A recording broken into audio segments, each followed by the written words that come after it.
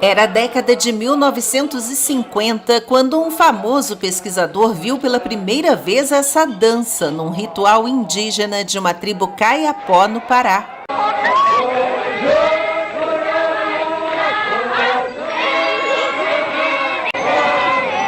Impressionado com a vestimenta de palha dessa figura central, o pesquisador quis saber que lenda era aquela representada na dança. Mas, para a surpresa dele, a resposta foi que não se tratava de uma lenda, e sim de uma celebração realizada todos os anos para lembrar algo que realmente teria ocorrido muito tempo antes com os ancestrais daquela tribo: a chegada de um ser que desceu do céu numa canoa voadora, isso nas palavras deles. E eles contaram ainda que o estranho visitante carregava uma espécie de bastão mágico na mão e vestia um traje que parece um pouco para nós hoje como o dos astronautas.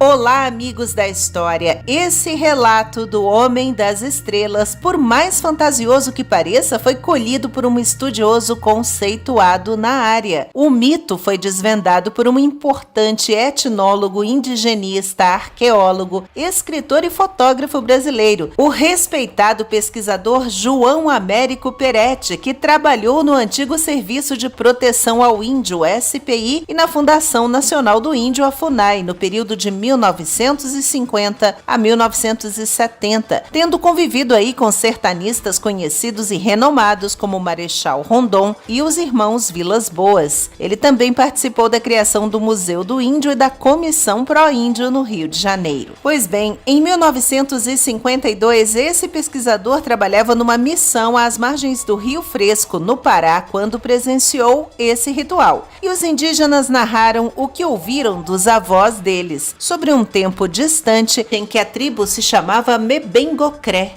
E eles eram nômades, sem destino certo, viviam da caça e da pesca, andando pela floresta. Certa noite, esses índios estavam acampados no pé da Serra Pucatoti, quando escutaram ruídos e relâmpagos causados por um objeto voador não identificado que passou por eles e parou no topo da montanha. Pela manhã, os mais bravos guerreiros resolveram escalar a serra e sentiram um cheiro esquisito à medida que subiam. E no meio da neblina, lá no alto, apareceu aquele enorme estrangeiro, que era muito grande e tinha um aspecto físico bem estranho. Parecia completamente branco, platinado da cabeça aos pés, e tinha uma espécie de olho na cabeça. Mas era um olho só. Carregava um tipo de haste ou de bastão de prata que brilhava na ponta e que, quando era apontado na direção de alguma árvore ou pedra, era capaz de fazer elas desaparecerem no ar.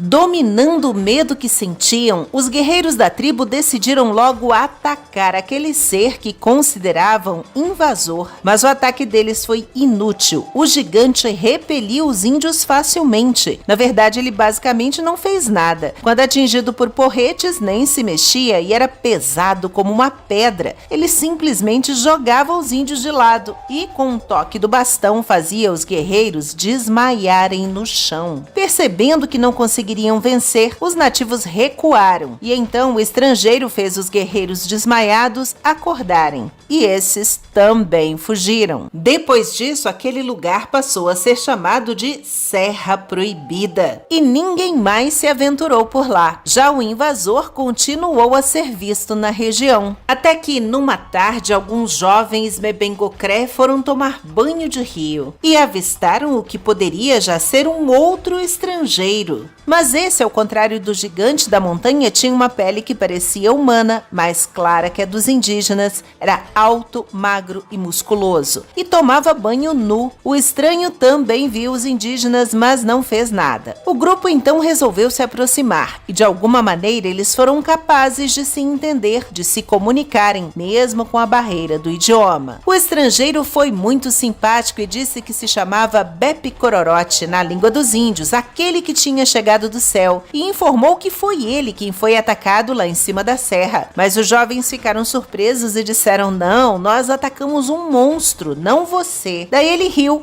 e disse que naquela noite estava usando um traje para se proteger do mundo, o mesmo que agora havia deixado na margem do rio. Foi quando os nativos verificaram e viram aquela mesma vestimenta branca de pé e inexplicavelmente parada no ar. Os indígenas nomearam de Bo aquela roupa estranha e que trazia um olho só por cima, se assemelhando a um capacete. O bastão que o homem usava, uma poderosa arma de raios que conseguia abrir o chão com um toque. A partir daí começou uma amizade entre os nômades e o visitante das estrelas, que foi convidado a viver com eles e aceitou, se tornando uma espécie de mestre de todos ali, que passou a aprimorar as habilidades dos nativos e a ensinar novas técnicas. Estimulou o trabalho em conjunto. Começou pelo cultivo de plantas, como a mandioca, para estabelecer uma aldeia fixa, com uma estrutura arredondada e uma casa principal no meio. Criou também um conselho da tribo, melhorou o desempenho das lanças, arcos e flechas